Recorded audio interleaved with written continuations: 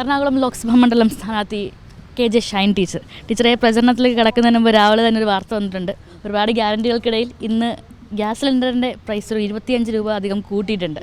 ഒരുപാട് ഗ്യാരണ്ടികൾക്കിടയിലാണ് ഇതുകൂടി സംഭവിക്കുന്നത്. അപ്പോൾ എങ്ങനെയാണ് ആ ഒരു കാര്യത്തെ ഒരു സാധാരണക്കാരൻ്റെ ജീവിതത്തിൽ ബാധിക്കുന്ന രീതിയിൽ മാറുന്നൊരു സാഹചര്യം ഉണ്ടല്ലോ? വിലക്കയറ്റം വലിയ തോതിൽ നേരിടുന്നു, ഇന്ത്യയിലാകെ നേരിടുന്നു. അത് വിശേഷിച്ച് കേരളത്തിൽ ഏറ്റവും ഉപഭോക്തൃ സംസ്ഥാനം എന്നുള്ള നിലയ്ക്ക് നമ്മളതിൻ്റെ ഏറ്റവും തീക്ഷ്ണത അനുഭവിക്കുന്ന ഒരു സാഹചര്യമുണ്ട്. ആ എരുതിയിൽ എണ്ണയൊഴിക്കുന്ന നിലപാട് പ്രത്യേകിച്ച് കേന്ദ്രത്തിൽ ഗവൺമെൻറ് നരേന്ദ്രമോദിയുടെ ഗവൺമെൻറ് അധികാരമേറ്റതിന് ശേഷം വലിയ തോതിൽ പ്രശ്നവൽക്കരിക്കുകയാണ്. അപ്പോൾ അത് നമുക്കറിയാമല്ലോ, ഏതാണ്ട് 300 ചില്ലാൻ രൂപ ഉണ്ടായിരുന്നുള്ളൂ ഒരു സിലിണ്ടർ ഗ്യാസിന്, 500-ൽ താഴെയുണ്ട്. അതെ.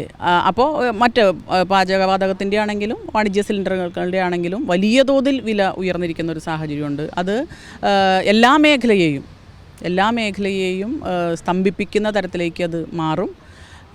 അതിനൊക്കെയുള്ളൊരു പ്രതികരണം ജനങ്ങൾ, വ്യത്യസ്ത തുറയിലുള്ള ജനങ്ങൾ, ഒപ്പം തന്നെ ഞാൻ നേരത്തെ സൂചിപ്പിച്ച പാചകവാതകം അടക്കം എല്ലാവരുടെയും ഒരു പ്രതികരണം ഈ തെരഞ്ഞെടുപ്പിൽ പ്രതിഫലിക്കും എന്നാണ് മനസ്സിലാക്കുന്നത്. പ്രധാനമന്ത്രിക്ക് കേരളത്തിൽ വരുന്നത് വാർത്തയല്ലാതായി മാറുന്ന സാഹചര്യം. അത്തരത്തിൽ എങ്ങനെയെങ്കിലും പിടിക്കണം എന്നുള്ള ലക്ഷ്യത്തോടുകൂടി BJP ഭയങ്കരമായിട്ട് പ്രവർത്തനങ്ങൾ നടത്തുന്നുണ്ട്. അതെന്തെങ്കിലും ഫലിക്കുമെന്ന് ടീച്ചർക്ക് തോന്നുന്നുണ്ടോ? എങ്ങനെയാണ്? എനിക്കൊന്നും കേരളത്തിൽ അതിനൊരു സാധ്യതയുമില്ല. കാരണം കേരളം എല്ലാ സംസ്ഥാനങ്ങൾക്കും മാതൃകയായൊരു സംസ്ഥാനമാണ്.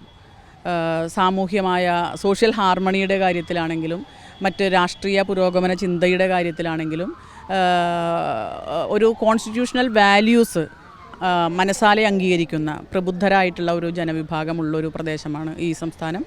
അപ്പോൾ BJP അതിൻ്റേതായ തന്ത്രങ്ങൾ പയറ്റുമായിരിക്കാം, പക്ഷേ ആ തന്ത്രങ്ങളൊന്നും ഈ കേരളത്തിൽ വിലപ്പോവില്ല എന്നുള്ള ഒരു ആത്മവിശ്വാസമാണുള്ളത്. ഇന്ന് തൃക്കാക്കരയാണ്, നഗരഹൃദയത്തിലാണ്. അപ്പോൾ എങ്ങനെയാണ് ഇന്നത്തെ പ്രചരണ പരിപാടികൾ? എന്തൊക്കെയാണ് പ്രതീക്ഷ?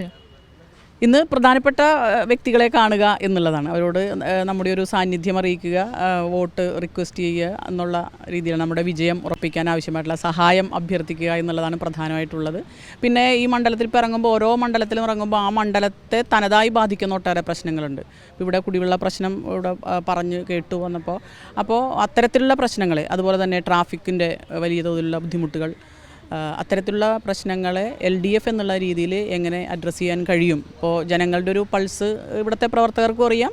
അതിൻ്റെ ഒപ്പം നിന്നുകൊണ്ട് ഇനിയിപ്പോൾ തെരഞ്ഞെടുപ്പ് പ്രകടന പത്രികയൊക്കെ വരാനിരിക്കുന്നുള്ളൂ, LDFൻ്റെ വരാനിരിക്കുന്നതുള്ളൂ. കൃത്യമായി ഓരോ മണ്ഡലത്തിനകത്തും എന്താണോ ജനങ്ങൾക്ക് ആവശ്യം അത് കണ്ടറിഞ്ഞ്, ഇതിൻ്റെ ഒരു പഠനത്തിൻ്റെയും കൂടി ഒരു ഭാഗമാണ്, കണ്ടറിഞ്ഞ് എനിക്ക് കോൺട്രിബ്യൂട്ട് ചെയ്യാൻ കഴിയുന്നത് കൂടി ചെയ്യാനുള്ളൊരവസരം ഇപ്പോൾ ഉണ്ടാകും. അത്തരത്തിലുള്ള പ്രവർത്തനമാണ് ഉദ്ദേശിക്കുന്നത്. അപ്പോൾ എന്തായാലും ഇന്ന് തൃക്കാക്കരയിലാണ് പ്രചരണ പരിപാടി സംഘടിപ്പിച്ചിരിക്കുന്നത്. നഗരത്തിൻ്റെ പ്രധാന പ്രശ്നങ്ങളെ അഭിസംബോധന ചെയ്ത് തന്നെ മുന്നോട്ട് പോകും എന്നാണ് ടീച്ചർ അറിയിച്ചിരിക്കുന്നത്. ഒപ്പം തന്നെ കേരളത്തിൽ പയറ്റാൻ ശ്രമിക്കുന്ന രാഷ്ട്രീയ ലക്ഷ്യങ്ങളെ അതിൻ്റെ ആ രീതിയിൽ തിരിച്ചറിയുന്ന പ്രബുദ്ധ ജനത വോട്ട് ചെയ്ത് ഇടതുപക്ഷത്തെ ജയിപ്പിക്കും എന്നുള്ള പ്രതീക്ഷ തന്നെയാണ് ടീച്ചർ പങ്കുവയ്ക്കുന്നത്. കൊച്ചിയിൽ നിന്നും ക്യാമറമാൻ രാജു വർഗീസിനൊപ്പം ഗായത്രി സത്യദേവ്, കൈരളി ന്യൂസ്.